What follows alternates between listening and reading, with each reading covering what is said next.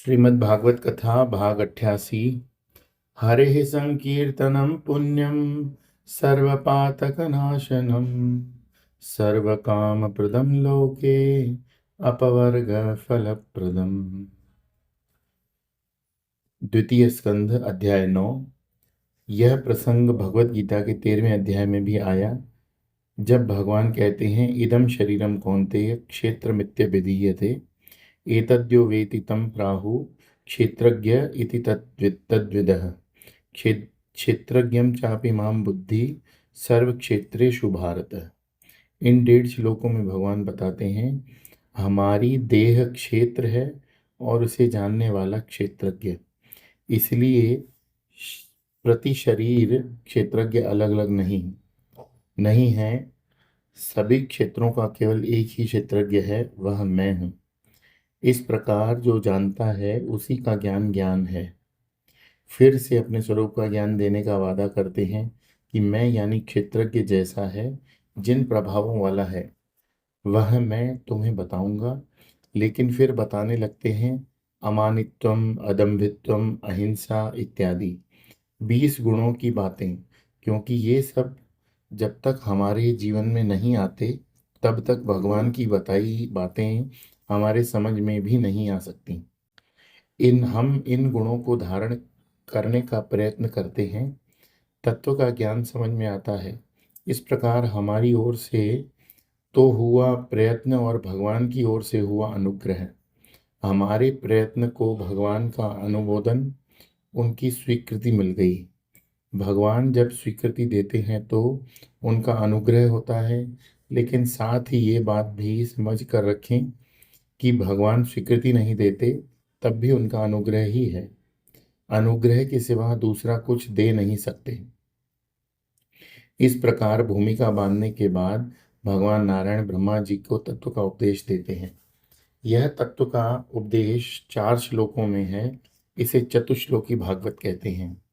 हम यहाँ पहले 4 श्लोकों का अर्थ बहुत संक्षेप में समझ लें, उसके बाद अत्यंत विस्तार से समझेंगे। ये द्वितीय स्कंध के 9वें अध्याय के 32, 33, 34, 35 श्लोक हैं। अहमेवासमेवाग्रे नान्यद्यत् सदसत्परं पश्चादहं यदेतच्च यो वशिष्येत सोऽस्म्यहम्। इस श्लोक में परमात्मा तत्व की बात बताई। भगवान कहते हैं कि इस सृष्टि के पूर्व में केवल मैं था, मेरे सिवा कुछ भी नहीं था। न सत न असत, यानी न कार्य न कारण।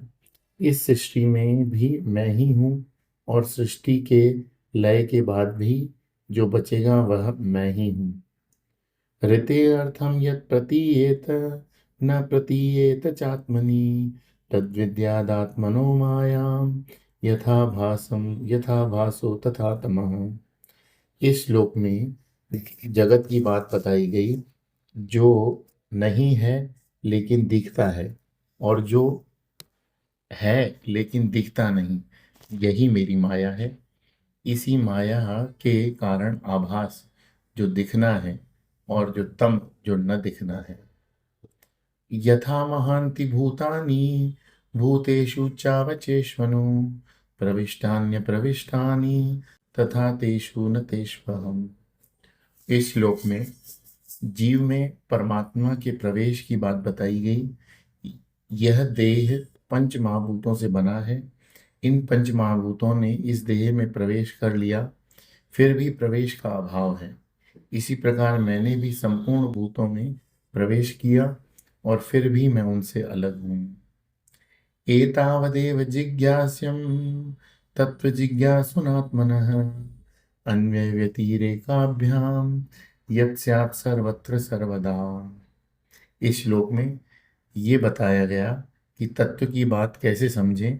जो तत्व का जिज्ञासु है उसके लिए बस इतना ही जानना आवश्यक है, सर्वत्र और सर्वदा यानी सभी वस्तुओं में, स्थान में और सभी काल में विद्यमान रहने वाले तत्व को अन्वय और व्यतिरेक पद्धति के द्वारा जाना और पहचाना जा सकता है। ये 4 श्लोकी चतुश्लोकी भागवत कहलाती है। इसमें हमारे शास्त्रों के सभी सिद्धांत समाये हुए हैं। अब हम इन्हें अत्यंत विस्तार से समझने का प्रयत्न करेंगे।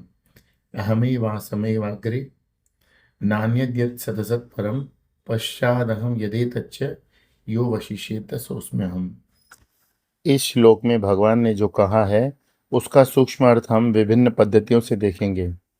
पहला, जगत की निर्मिति का विश्लेषण कर बुद्धि के बंधन से छूटने की पद्धति।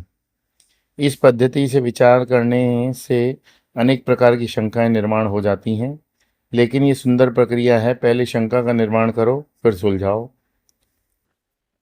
इस पद्धति का निरूपण पंचदशी में बहुत सुंदर तरीके से आता है।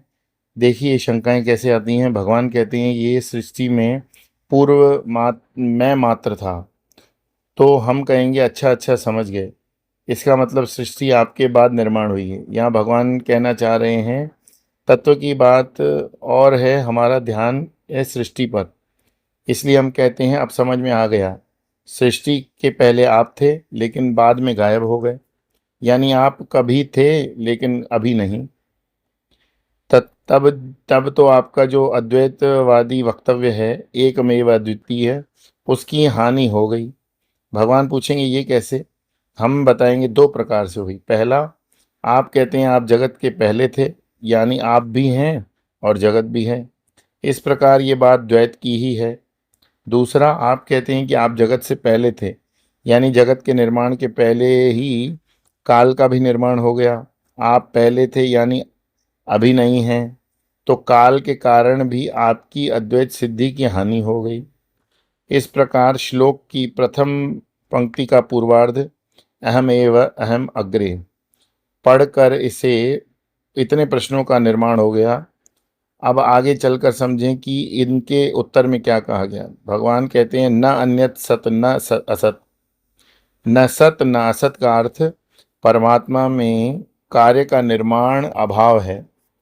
देखो प्रश्नों की उत्पत्ति होती है कार्य कारण विश्लेषण से। प्रश्न का निर्माण ही क्यों शब्द से होता है। इसका अधिष्ठान है बुद्धि। बुद्धि ही हमें कार्य कारण में उलझा कर परेशान करती है। भगवान रामकृष्ण परमहंस एक कथा बताया करते थे। एक आम के बगीचे में दो मित्र गए। एक था पेटू, दूसरा था बुद्धिमान। पेटू ने तो बगीचे में पहुंचते ही आम पर धावा बोल दिया, तरह तरह के आम का स्वाद लेने लगा। लेकिन बुद्धिमान ने कागज कलम निकाले और गिनने लगा कि किस प्रजाति के कितने पेड़ हैं।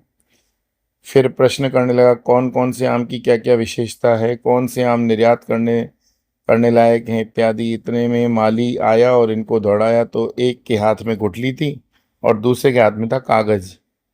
लेकिन हमारी बुद्धि ऐसी है, क्यों प्रश्न किए बिना मानती नहीं। हम तो बार बार कहते हैं कि क्यों शब्द को निकाल दो, इससे जीवन में सुंदर अनुभूतियां आने लगती हैं। एक एक प्रकार हम एक आधुनिक मंदिर में भगवान शिव जी के दर्शन करने गए। मंदिर बहुत सुंदर था लेकिन प्राचीन वास्तुकला के नियमों के अनुसार नहीं बना था। जैसे कि दक्षिण भारत में तो वास्तुकला के अनुसार शिव जी के मंदिर में एक शक्ति स्तंभ होता है, विष्णु भगवान के मंदिर में गरुड़ स्तंभ होता है। मैं वहाँ दर्शन कर रहा था, एक दक्षिण भारतीय व्यक्ति आया। उसने कहा स्वामी जी एक बात बताइए, इस मंदिर में शक्ति स्तंभ क्यों नहीं है। मैंने कहा तुमने अभी जो वाक्य कहा उसको दोहराओ, लेकिन उसमें क्यों शब्द हटा देना। वो थोड़ा चकराया तो अवश्य, लेकिन फिर उसने दोहराया इस मंदिर में शक्ति स्तंभ नहीं है। मैंने कहा बस हो गई बात पूरी, अब दर्शन करो आनंद लो। इस जगत में कोई भी किसी का कारण नहीं, यह ऐसा ही है, ये मान लेंगे तो बुद्धि मन एकदम शांत हो जाएंगे। इसलिए यह कहते हैं कि परमात्मा ही सत्य हैं और इनका कोई कारण है न कार्य है। बोलिए श्री कृष्णचंद्र भगवान की जय। श्रीमद् भागवत महापुराण की जय।